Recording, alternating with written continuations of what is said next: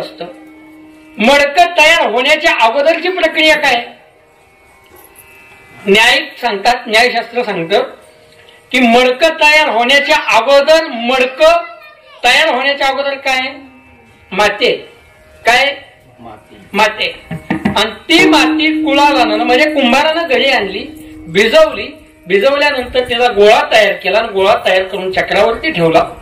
चक्रावरती ठेवल्यानंतर ते दांड्यानं चक्र घुमवलं आणि घुमवल्यानंतर त्याला पाहिजे असा आकार त्यानं दिला आणि दिल्यानंतर ते काढलं, भट्टीत टाकलं, भट्टीत टाकल्यानंतर ते भाजलं, भाजल्या गेल्यानंतर परत ते कुठेतरी वापरायला आलं.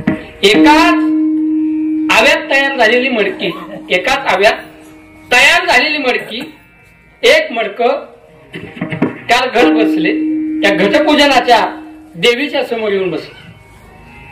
एक मडकं घटस्थापनेला तिथं येऊन बसलं. दुसरं मडकं त्याच दिवशी गावात कोणाची तरी मैत झाली होती, त्या ठिकाणी शिकारी करता गेली. आणि तिसरं मडकं खाटावर पडलेला एक म्हातारा आजारी होतं, त्याला थुंकण्या करता गेला.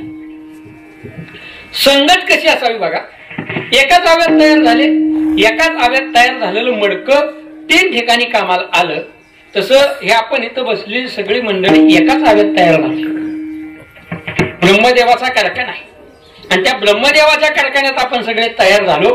आणि तयार झाल्यानंतर ज्याच्या त्याच्या प्रारब्धानं, ज्याचं त्याचं कर्म, त्या पद्धतीने त्याला जीवन मिळालं. जीवन मिळालंय, पण ते जीवन कसं उज्ज्वल करायचं हे आपल्या हातात आहे. मी याच्याकरता सांगत होतो, मडकं तयार झालं. मडकं तयार व्हायच्या अगोदर त्याची काय होती? माती होती. मडकं तयार झालं, मधला काळ त्याला मडकं म्हणून स्वरूपात गेलं. काही कालांतरानं ते फुटलं आणि फुटल्यानंतर परत त्याची काय तयार झाली? माती तयार झाली. हा न्याय आहे.